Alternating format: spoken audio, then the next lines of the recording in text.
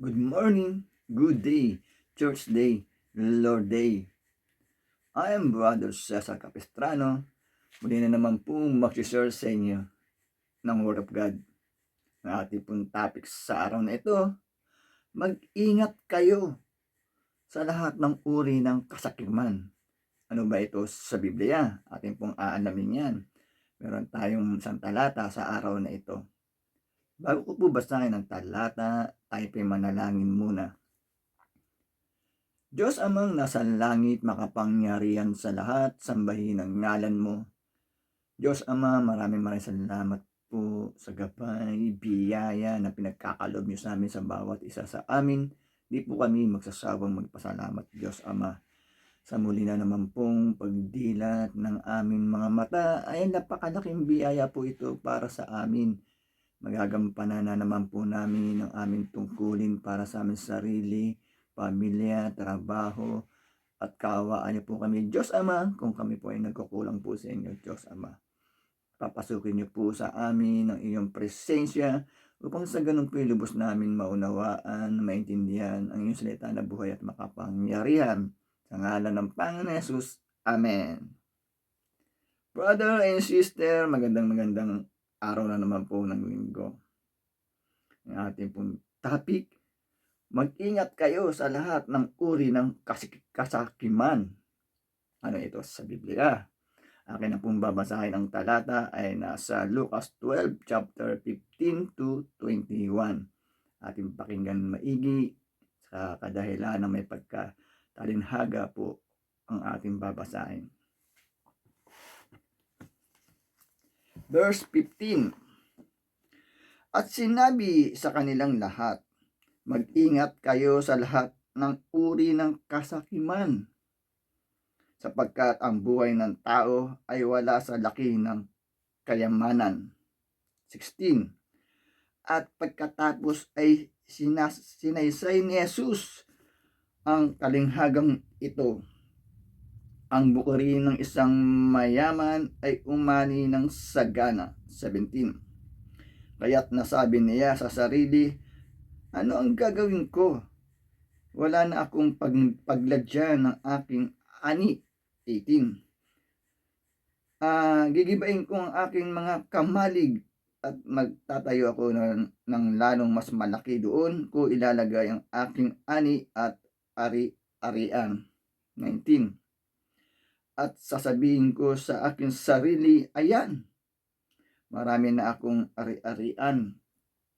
Hindi na ako kukulangin habang buhay, kaya mamamahinga na lang ako, kakain, iinom at magsasaya. 20. Ngunit sinabi sa kanya ng Diyos, hangal, sa gabing ito sa gabing ito'y babawian ka ng buhay, kanino mapupunta ang mga bagay na hinanda mo? 21. Ganyan ang sasapitin ng nagtitipon ng kayamanan para sa sarili, ngunit dukha naman sa paningin ng Diyos. Amen, brother and sister. Napakaganda po ng ating nabasa mula sa Biblia. Sa nilalaman po ng talata ay mag-ingat po tayo sa lahat ng uri ng kasakiman. Sa lahat po ng uri, maliit man o malaki. Pinagtitibay po sa nabasa natin sa talata ay wala pong patutunguhan ang iyong mga ginagawang kasakiman. Sapagkat sa nabasa natin sa Biblia, saan mapupunta ang lahat ng iyong inipon pag binawian ka na o binawi na ng Diyos ang iyong buhay dito sa sanlibutan. Kaya nasabihan siya ng hangal. Saan mapupunta ang iyong hinanda na kayamanan, sapagkat babawian, kukunin ko na ang iyong buhay Sabi ng ating Amang Diyos na sa langit, brother and sister. Kaya po lahat po ng uri ng kasikiman, maliit man o malaki, ay hindi po kalugod-lugod sa ating Diyos Amang nasa langit. Kung tayo man ay pinagpala na mayaman dito sa sanlibutan, ay wag po tayong makasarili. Ibahagi natin ang hiram na yaman na ibinahagi sa atin ng ating Panginoon Hesus sa mga dukha, sa mga nangangailangan, at magbahagi rin po tayo sa ating Diyos Amang nasa langit sa kanyang mga bahay tahanan, pagpapaayos ng kanyang bahay tahanan, bahay sambahan, kung tayo naman po ay isang mayaman na tao at may kakayahan na mag-donate ng mga ganitong klaseng pamamaraan, brother and sister.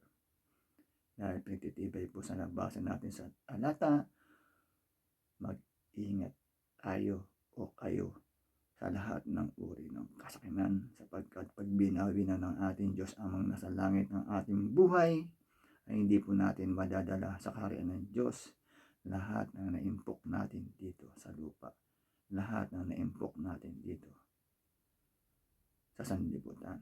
At ang pinakamahalaga ay mailigtas tayo at makasama sa kaharian ng ating Diyos Amang nakasalangit. Napakaganda po ng ating nabasa mula sa Biblia. Kaya po sana ay huwag po tayong magsawa magkinig every Sunday na aking pong ibinabahagi ng salita ng Diyos na buhay at makapangyarihan, upang sa ganung pilog magkaroon tayo ng kaalaman, gabay at kontrol dito sa sanlibutan. Nagtatapos na po ang ating topic, tayo pa'y manalangin muli. Diyos Amang nasa langit, makapangyarihan sa lahat, sambahin ang ngalan mo.